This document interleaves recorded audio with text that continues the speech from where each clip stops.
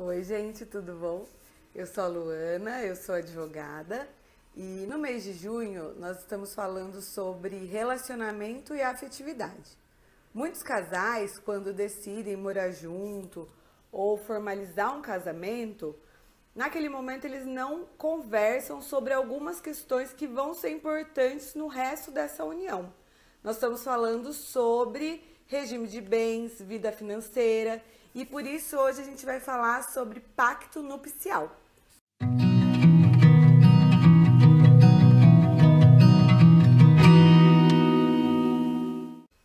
Você sabe o que é pacto pré-nupcial?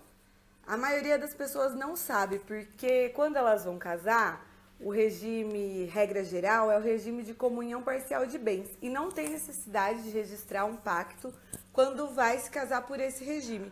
Então, acaba sendo o regime mais fácil de se escolher, porque não tem nenhuma burocracia. E aí parece que foi a escolha, mas foi um caminho mais fácil.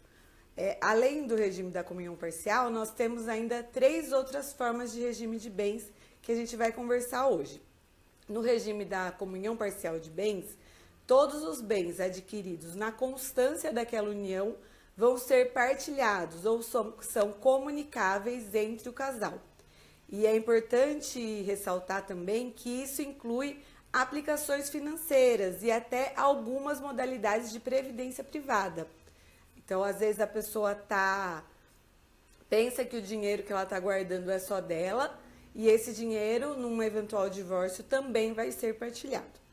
Além do regime da comunhão parcial, nós temos também o regime da comunhão universal de bens, que aí todos os bens vão entrar nessa partilha, inclusive os adquiridos antes do início dessa união.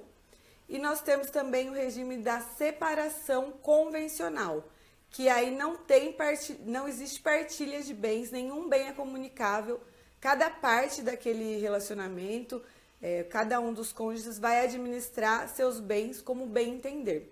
Nós temos um quarto regime, uma outra modalidade, que é mista, que é o regime da participação final nos aquestos. Como funciona esse regime que é pouquíssimo usado no nosso país? Durante aquela união, o casal age como se fosse um regime de separação total. Então, cada um tem autonomia para administrar seus bens como bem entender. Numa eventual separação ou divórcio, vai se apurar os bens adquiridos na constância daquela união e eles também vão ser partilháveis. Para fazer a opção por cada um desses regimes, desses 3 regimes que eu falei, é preciso registrar um pacto pré-nupcial antes do casamento. Esse pacto ele tem que ser feito por escritura pública e registrado também no cartório de registro de imóveis, para ele ter publicidade. E após isso, o casal pode se casar então.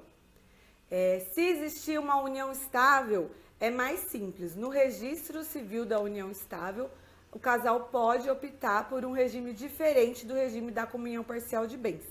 Se não houver nenhum registro, vai se aplicar as regras da comunhão parcial de bens também, no caso da união estável.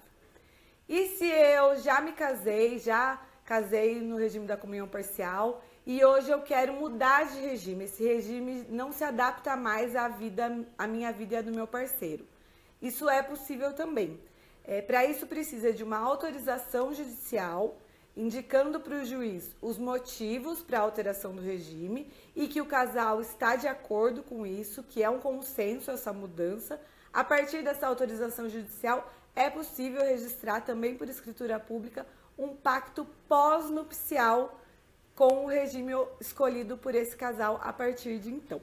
É importante também entender quais bens são partilháveis e quais bens não vão ser partilháveis de acordo com a opção de regime que vocês vão fazer, para que isso não tenha nenhum engano ou nenhuma surpresa no momento futuro. Então, também é importante ter autonomia para decidir sobre isso individualmente, enquanto casal, e conversar sobre isso entre os casais, sobre vida financeira e sobre a administração dos bens. No meu blog tem um texto completo explicando as formas de regime de bens, como acontece o procedimento para o registro do pacto pré-nupcial e pós-nupcial e mais algumas informações sobre casamento e união estável. Vocês podem conferir lá junto com as referências. Qualquer dúvida é só me mandar aqui e seguimos juntas. Até mais!